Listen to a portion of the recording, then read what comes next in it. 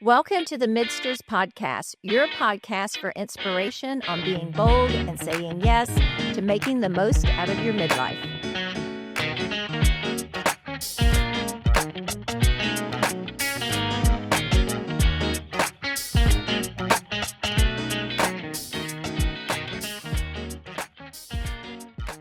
We have a fun subject. We always have fun subjects. I know, but this one, we talk about like what our younger self would, I guess, how do we usually say that? It's like what our younger self not would think of us now or predict where we would be, but what we would tell our younger self. Exactly. And this is kind of a twist on that.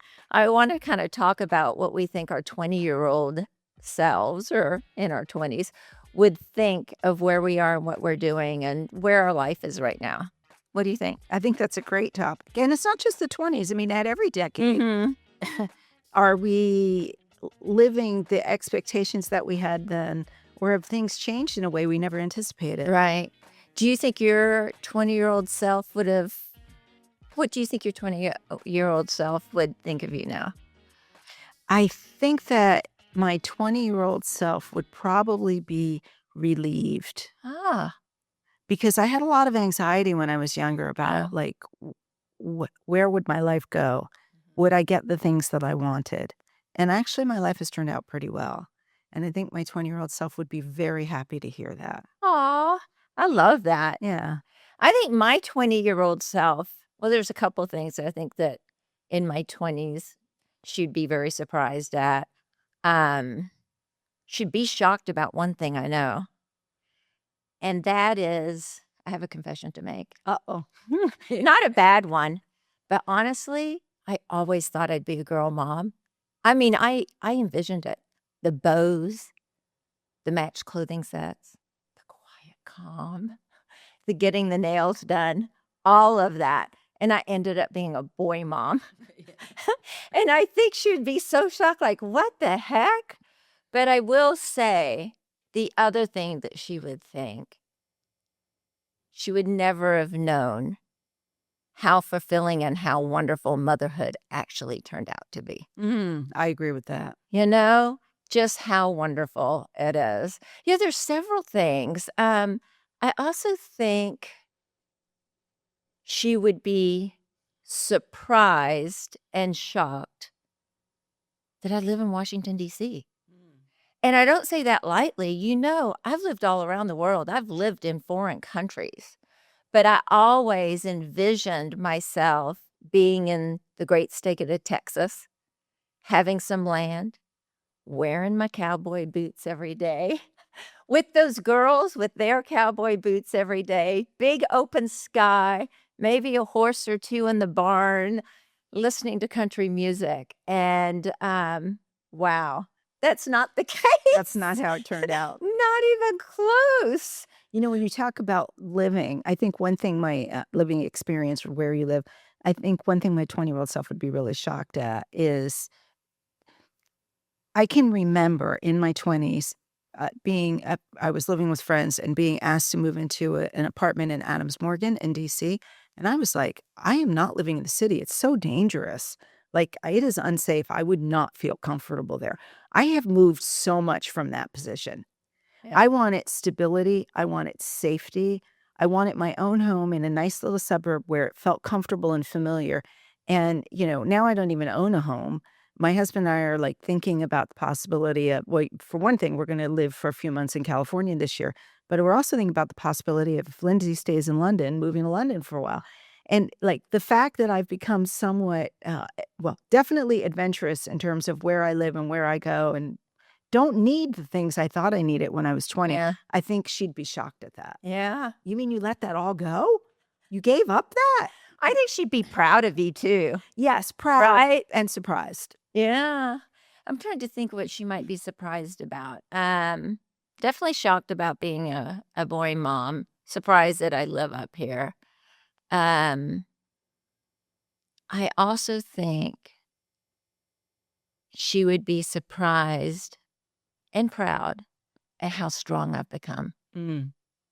Just true inner strength. I was that child that would be passive, not necessarily quiet, because I've always been like a chatty person, but I didn't open up about my feelings, and I didn't really stand up for myself, nothing like that.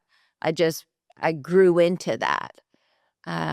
So I think she'd be proud that I stand on my own and I handle things just fine. Is there any part of you that you think your 20-year-old self would celebrate as, "Ah, there I am." So something that's still her in you now.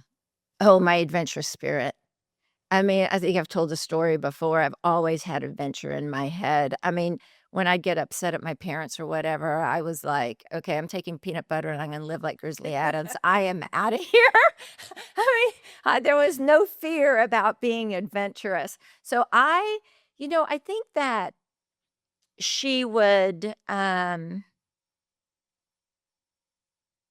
see that I live a different life, but I'm not a different person. Mm, that's a perfect way to put it. I'm not a different person.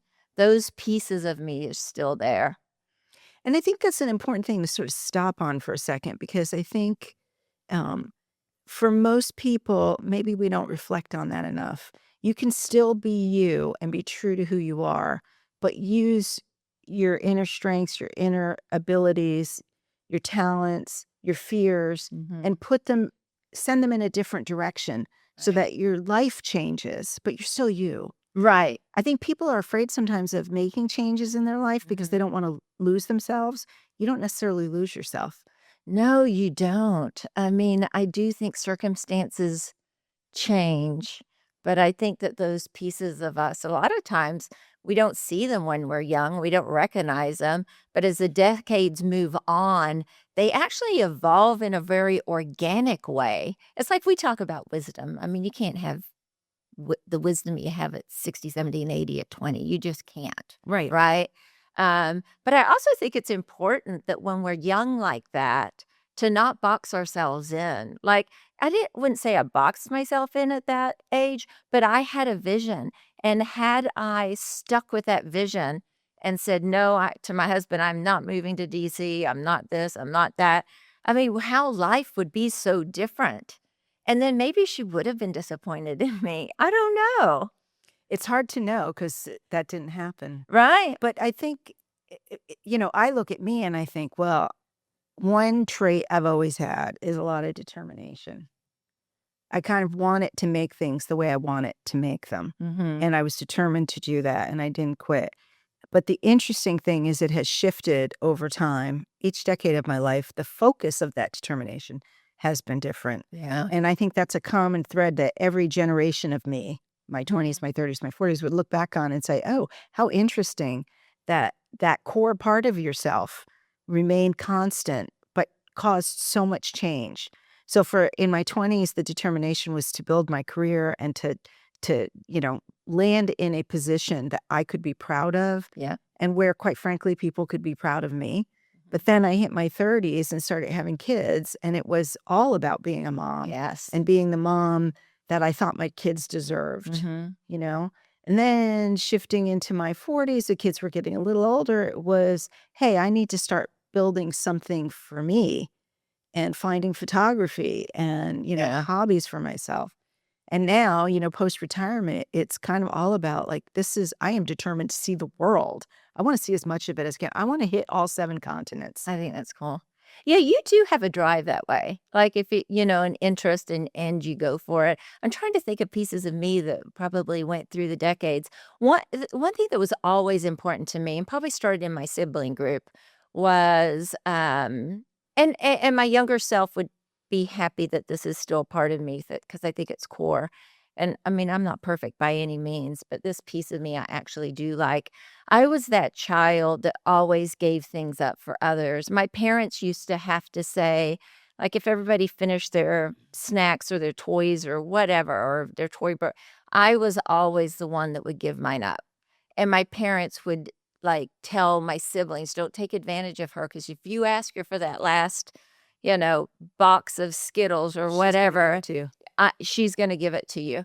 And and it was relationship building as well, right? It's when you care about somebody else as much as you care about yourself. I don't know how I'm not perfect. I don't wanna sound that way or vain about that, but there's this piece of me that has an empathy to it, and that piece through the decades has continued, and it's so gratifying, and I have a lot of gratitude for it because the result of that is the relationships that I have.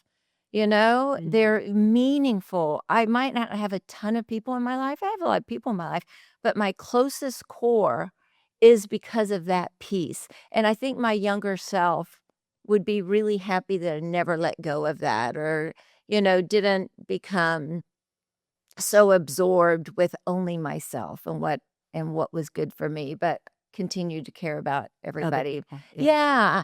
So a little different than drive. I think I have drive and adventure and that stuff too, but I think that piece, I'll be honest, is it's not always easy because you get hurt. Mhm. It's not about just giving away your things, but it's also about giving away your time and your heart.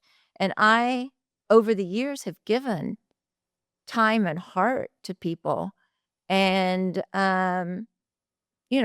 been taken advantage of that. But the gratitude in it all and the relationships that ended up were well worth it, you know? I totally hear you. I have an interesting, slightly different take on relationships. I think my 20-year-old self would be at 20, I was definitely looking for long-term continuous relationships in my life, right? Not just in terms of meeting a spouse or a partner, life Right. partner, but I definitely wanted, like, a best friend. Mhm. A best friend forever, BFF. I wanted a BFF. Before BFF became a thing, I wanted a BFF.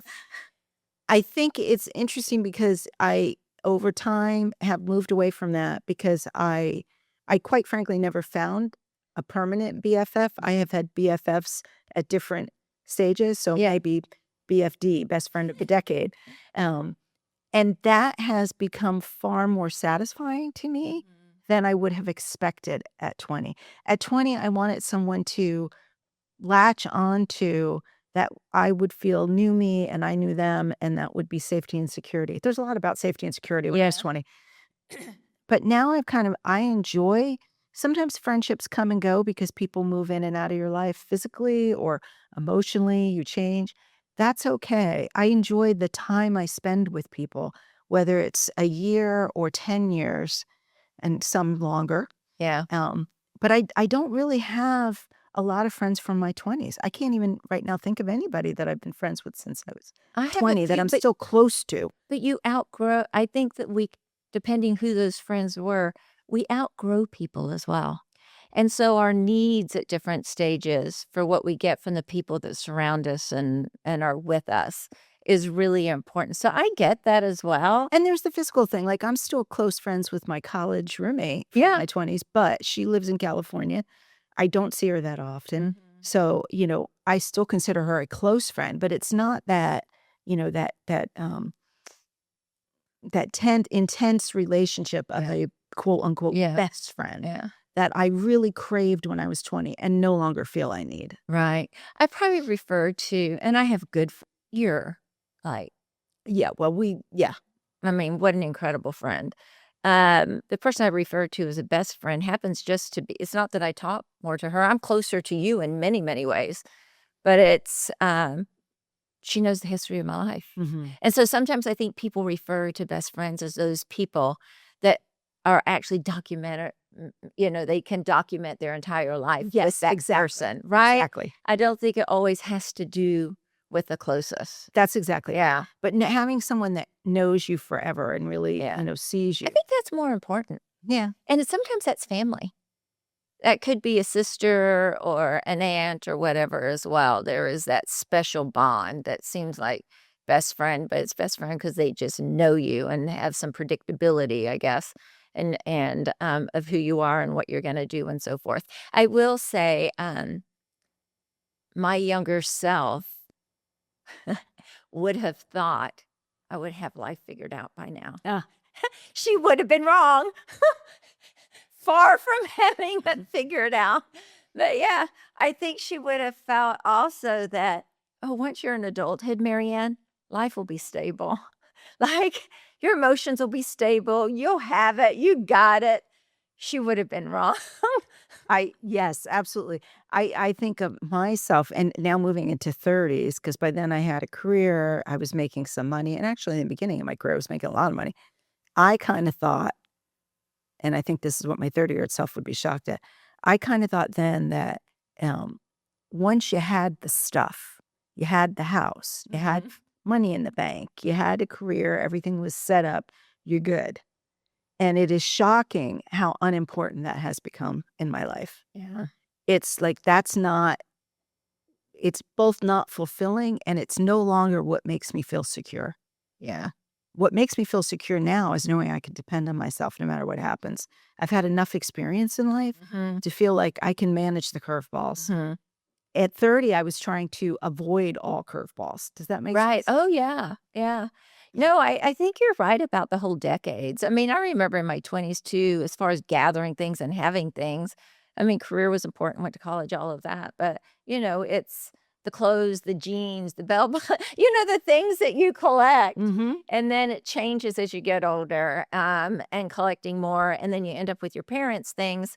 And you look at things as well differently. And you don't want to be a custodian of that either. So there's that as well. One of the things I think that, my younger self would be maybe judgy about would be, "You really go to bed at 9?"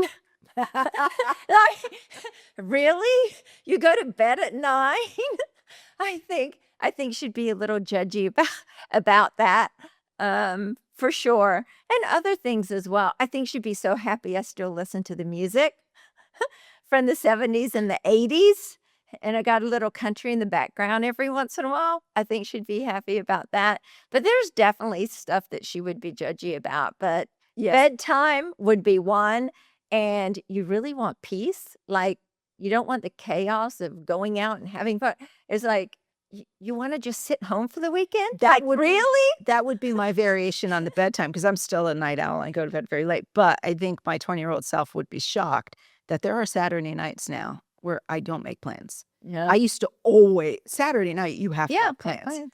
but now it's like, "Oh, it's Saturday night, thank God I can stay home and relax." I think she'd be shocked And judgy. and judgy. Shocked and judgmental, yes. I think, things that she'd be proud of, and I'd love to hear what you think that your younger self would be proud of. One is, like I said, that I've become strong.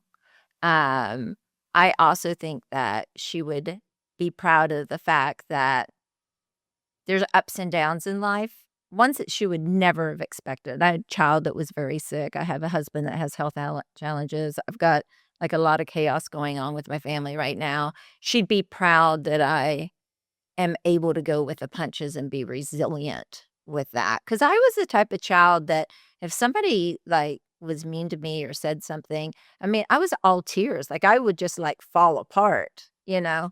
I'm not that person anymore, and I think she'd be proud that I've put boundaries, Mm, that I can tell people no.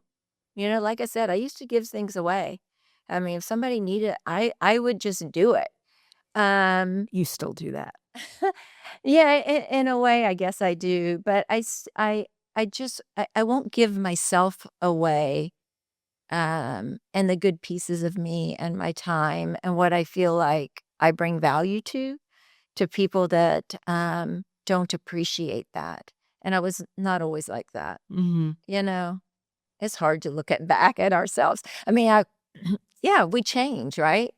But yeah, I know that she would be proud of that and the mother that I've been and the friend that I am to others, She'd also be proud that I hang on to that Bay City Rollers and Casey Sunshine Band and Rick Springfield and all of that too. I didn't let that fun leave me. I think I'm gonna focus for a second on the one thing I think my 20-year-old self would be disappointed in, Ah, and that's that I still haven't written a book, you gotta do it, Leslie Ann. because that was always my goal, always, and it's something that I've carried with me throughout my life, like, I can do this and I want to do this, and yet I still haven't done it. I need to do it. You do. And I don't know honestly, at this point, I don't know what's keeping me from doing it. I have a good friend, I've talked to him a few times about an idea I have, and he's like, "That would be a great book, you have to do it." And when I say I've talked to him a few times, over like 20 years. We've talked about this. And he keeps saying, like, when am I gonna see chapter 1? Yeah. And I have promised him that when I write the book, he will be one of the people I will have read it. And he's getting a little anxious now because it's like, girl, time's going by. So Okay. I need to do that. What would your 60-something-year-old be telling your 80-year-old self if you don't do it? That was a disappointment that you could have solved. You could have avoided. Just make it happen. Yeah. And I am trying. Yeah. It's just We have these mental barriers. Yeah. Honestly, we do. I have them. Like, I love this podcast. I'm so glad we show up. Could we do more with it? We could, but I have these barriers. Like, I don't like to put myself out there on social media, all this stuff that would grow our podcast. I do a little bit here or there, but it's interesting how we have these barriers in our head. That's why I think this is a whole different subject, but self-hypnosis might be something I wanna consider in the future because I think that well, we have it a friend who allows does you hypno yes, Yeah. it allows you to kind of figure that out a little bit. And the irony behind that is my husband has been, since he retired, trying to sort of sort himself out. And, he's been teaching, which Yes. he loves. And it's kind of funny because early on in our marriage, I remember thinking he ought to be a teacher. He ought to be a professor. He's just got that personality. He's Mhm. thoughtful. He reads a lot. He likes people. He likes young people. He really ought to be a professor. And so when he retired, I was like, you should be teaching. So he took some teaching gigs and he's really happy with that. But now we're going to go to California. So he had to give up The teaching, teaching. Ah. at least for the fall. And he's like, well, I need something to do. I'm like, you should write a book. You have so many things you're interested in. There's a lot of cases out of California. He's very interested, obviously, in law because he was a lawyer. Right. And sort of these old, arcane legal cases that have fascinating factual context. Like you could go do original research in some libraries in California and get some information and turn it into a book. And he's like, yeah, that's a good idea. And there's a part of me that's like, why am I encouraging him to write a book? Why am I not encouraging me to write the book?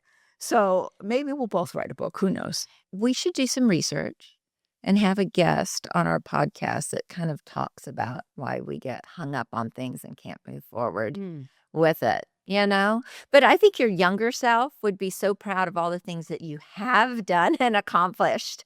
Think about that.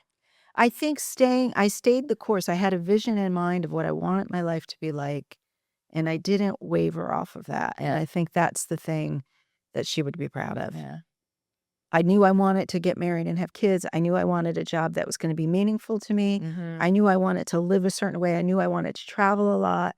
Um, I knew I wanted good relationships in my life, even though I eventually decided that the lifetime BFF was not the thing. I've had great friendships and relationships, and I feel very And they blessed. are long-standing. I've And they're known you for long-standing. 25 years or Yeah, more. yeah. I mean, they're long-standing, beautiful relationships. Yeah, I look at friendships kind of the same way you do, and we are thinking about doing a podcast, talking a little bit more. But I think part of the shift in that is I went from a best friend to I have many close, long-standing friends now. It's different. That's not what I expected. But it's been actually more fulfilling. That's actually what I have. Yeah. I think that that's what is important. We know each other's circle of friends, and some of them overlap, and I think that's so important. When we're in our 20s, it is important to have friends to laugh with, to enjoy, to go out and dance with and have dinner or hike or all of that. And we kind of lose that as we're raising kids. We're doing it with them or our spouse or even our kids' parents, friends. We've kind of come into our own and doing all that again. I think our younger self might not have known that that would have been lost, but very happy that we've circled back to basically that. I mean, when we take our boat trip, and we're going to be taking a Dude Ranch trip next year, that's one big summer party. That is in your 20s with in college with all your besties. Yes. Instead of the dorm room, you're now on a boat. You're at a boat. You're with your gang, and we're just up in Canada dog sledding. We're with our gang. So I think that, yeah, I think in my 20s, I never thought I would lose that, but I did because we had other focuses, right? But we're back to having that as well. I think the other thing a younger me would be surprised about, and this is more like, again, 30 moving into 40. Once I had kids, my family was the entirety of the focus of my life. And it's not to say I didn't have other interests and things, but my Right. primary thing was Mhm. raising my kids, raising them well. I spent copious amounts of time sitting on soccer fields and baseball fields and softball fields and at basketball courts, Right. watching the kids, going to their music recitals, Mhm. driving them from point to point. I knew their friends' parents better than I knew some of my own friends. Right. Um, and I kind of, like, in a moment, which probably lasted for about 15 years, that was the entirety of my life, and I thought it would always be that way, that it would always be centered around my children, that they would grow up and they would be nearby and we would still have this amazing synergy, but my kids moved away, Mine too. and the I grew up in a family where we were all on top of each other all the time, and my parents' siblings lived within 10 minutes. My parents had a lot of siblings. My mother had 4 and my dad had 3, and they all lived within a 10-minute radius of where Yeah. we lived, and we spent all our time together. I imagined that as being my family moving into the future. It has been a surprise that that didn't happen, but it's also been actually surprisingly rewarding to see my kids push out from that Yeah. and be their own people and live their own lives in their own Right. places. That's not something I expected at 30 or 40 to feel, that I would be proud that my kids weren't home, that Right. I would be happy to see them out there, but I actually really am. Yeah. I love my daughter's living in London right now. I couldn't be happier. Yeah. Do I miss her? Yeah, but Of I course. couldn't be happier. Yeah. I think going into parenthood when we're in it like that, because I lived pretty much the same life, everything was centered around my kids And and your my kids have husband. moved off. Yes, and they end up moving off. I was empty nest at 48, my youngest went to college. But I will say I always envisioned us being close because I actually am close to my extended family as well. So we see each other even though we live in different places. I was like my kids. I moved away. Everyone is in Texas. I moved away. So I actually did the exact thing my own children have done. One of them's moved back to Texas. The other one wants to go to Texas or come up here. But like you, it's in retrospect, even though we think that we want that, that actually was probably not what was best for me. What is best for me now is living a strong, fulfilled, happy life with my husband, the things that I enjoy, the things that he enjoys, and still being a part of my kid's life, but they're not the driving force. I'm no longer in the passenger seat. It was funny because when I was with my kids and raising my kids, I mean, I was in the driver's seat, but I was in the passenger seat a lot. I was riding along with what, like you said, on the fields or whatever. It was just this dynamic that, okay, who's running the show here? Well, I run some of it, but actually their lives were running it. And that's another thing I think a younger me would be surprised at. I always took a lot of pride in managing things and managing them well, Mhm. you know, from holidays, a whole holiday scene, Yeah. what we ate and who cooked it and, how the house was decorated and where we went and who we celebrate. That was all me. Yeah. Every vacation we've ever taken as it's throughout my married life raising our kids, that was all me. Right. I've had to give that up a little bit because I'm trying to make room for my kids, particularly my son and his wife. Mhm. She's an incredibly competent, capable, incredible young woman. And like when we do things with them, when we visit them for the holidays or on this recent trip to Portugal, I know that I need to make room for them to do their own planning and to Right. be the adults. Yeah. And I'm shocked at how fun that is.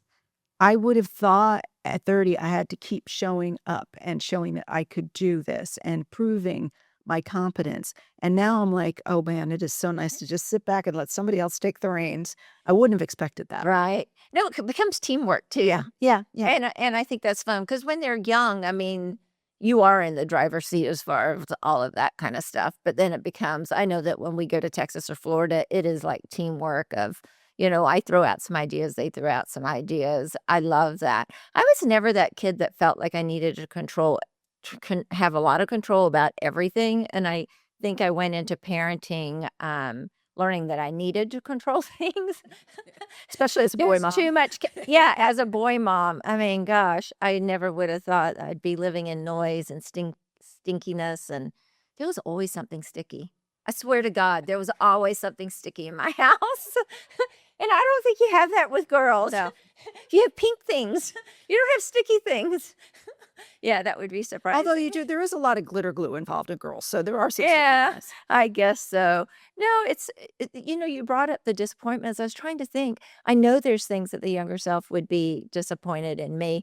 Um, and I was trying to think like a couple of those things. One of them is kind of twofold because I think one thing that she would be proud of is the fact that I do try and stand strong in who I am and value my own opinion and so forth. The disappointment I think that she might have when I was young, I did want to go into nursing. I wanted to have babies and bake cookies and all of that. If being a mom was super important to me, but there was always that little piece in me too that felt like I should do more. I still feel that. Doing this podcast helps a little bit because I think I am doing something that's a little unusual outside the box that I can be proud of. But as a younger, whether it would be going further into school or inventing something or, be doing more in the sciences, I don't know what it would be. But I think that there would have been years in my life that she might have been disappointed that I didn't go for things because I actually have ideas that I know I should go for and I don't, kind of like your book. And so I think that would be something that she's disappointed in, but I think I'm making up for it now. You're doing plenty of other things. I mean, there's only so many hours in the day. Should be so proud that I put myself out there to do for others in a volunteer way, as you do. Mhm. We put hours in. That Mhm. matters. And when you're in your 20s and even 30s, you do think of others still, but not in a way where you devote like hours of time per month to maybe make some decisions or help somebody else have better life. Mhm. My younger self would be so proud of that. Mhm. And I know yours too, because I know what you do and who you're there for and who you've been there for. I also think my younger self would be pleased that I, especially at this age now, am still taking care of my spiritual self. Mm, I still focus on that. I'm yeah, trying to figure it out. I don't just rotely go through the motions. I actually spend time thinking about what I believe yeah, and trying to apply those beliefs to how I act yeah. and questioning. And I Mhm. think that that's really important. It's a piece of also being part of a community. Yeah, It's looking outside oneself. yeah, And I think that was always me, even when I was a kid. right, And I think she'd be proud that I'm still that person. yeah. At that age, I said one of the things that I think she'd be surprised about is that I don't have it all figured out yet.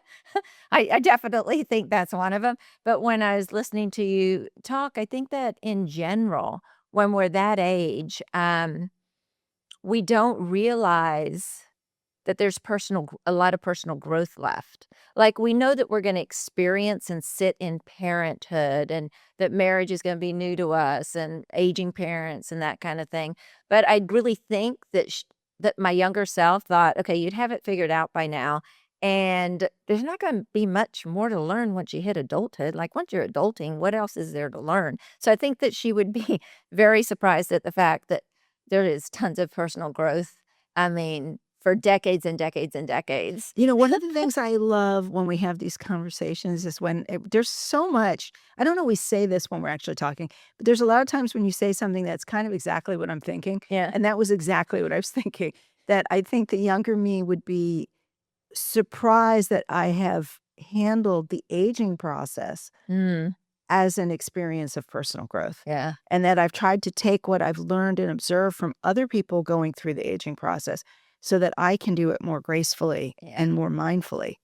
And the thought that comes to mind is my mom, when she was getting older, started losing her hearing, and she refused to get hearing aids because to her, having hearing aids was a mark of being old. So consequently, she was like, an annoying old person who you'd have to shout out all the Oh time. gosh. And as soon as I started experiencing hearing loss, I went in and got hearing aids. Yeah. I was like, I'm not going to be that person. I'm going to be the person who, yeah, maybe I'm only 60 and I need hearing aids, but I want to hear what's happening in the world and Mhm, actively engage in it. So mhm. game on. Give Yeah, me the hearing aids. yeah, That's a piece of personal growth that continues because as you get older, you keep confronting new yeah, challenges that you just don't expect. yeah, Or you see in older people around you as you're growing up, but you just really don't accept that that will ever be you. Right. And when it does come to be your time that you start dealing with these things, you're like, "You know what? I'm gonna try that a new and different way. I'm not gonna run away from it. I'm gonna embrace it." I think she'd be I think super that's a proud of that. great way to do. Sitting here, I know we gotta wrap up, and I'd love Elizabeth to ask some questions, but I'm sitting here thinking that my 60-year-old self, like, right now, our age, I'm 60 this year, and you're just a little over that. I I wonder what my 60-year-old self at 80 would want for me. Mhm. Like, and what that 80-year-old would be saying, "Okay, what did that 60-year-old, what was it that she was thinking that she did, that she didn't do, that surprised me at 80?" And I can't wait. I mean, hopefully I'll live another 30 years, and I can't wait to see how I'm surprised from those decades. How I might this version of me will be proud of me at 90, um, and grateful for what I've had. So, anyway, no, it's a good topic. It's kind of a fun topic. Elizabeth, do Interesting. you have any questions? I do. I enjoyed this one. My first question is, what's something your 20-year-old self would not understand about your life today and maybe would even judge you a little bit about? Hmm. I think one of the things that wouldn't understand about me today is, and I brought it up at the beginning, is literally moving to DC. I had moved around as a child. I liked the wide open, spaces. I thought I'd be in cowboy boots forever. And I think she wouldn't understand how I got plucked into a city that is chaotic politically, that's very stressful, all the things that happen in this city, it's a pressure cooker, and I think that she wouldn't understand how I survived that, but I think she would be very proud that I have figured out my way, and I've been able to do it and make the best life I can of that. I think my 20-year-old self was a people pleaser and really wanted approval more than anything and wanted everybody to like her. As I've grown older, I've definitely shed that, and now I actually really don't care that much what other people think, unless they're people that really matter to me and I don't wanna hurt them. That's a little bit different. But what they think of me is pretty irrelevant at this point. I think she'd be shocked at that I was able to reach a point where I don't care what people think. I don't care if they think I'm attractive, smart, talented. I really just don't care. I just wanna be what I wanna be. That would not have been me at 20. I will say it you are smart, attractive, and so, yeah, of course you don't care because you are those things and you know it. Like, you don't need external validation anymore because you have the internal. Well, thank you. Yeah. I No appreciate surprise there from That's funny. Um, Second question. If you could sit across from your 20-year-old self, what would you not tell them on purpose and why? And I ask this question because sometimes the struggle is important. you when you say not tell them, you mean about how life would unfold and things that are gonna happen or about sort of a mindset that they should have? Either. Yeah. I would not tell my 20-year-old self that her first marriage was gonna end in failure because I think she would have been worried about that, Mm. and would have thought if the marriage ended in failure that she was a failure. And in fact, in just the way that life works, that was a very important thing for me to go through to get to a second marriage that was so much healthier and better for me.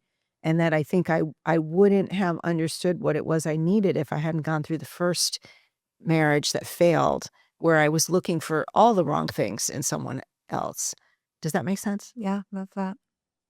For me, I think that, if I was sitting across from my 20-year-old self, one thing that I would not want her to know is the fact that she would end up with a child that became fatally ill and, most likely would have died because I wouldn't have had that child. I would have been scared. I would not have gone there, and I would not have ever put myself in that position.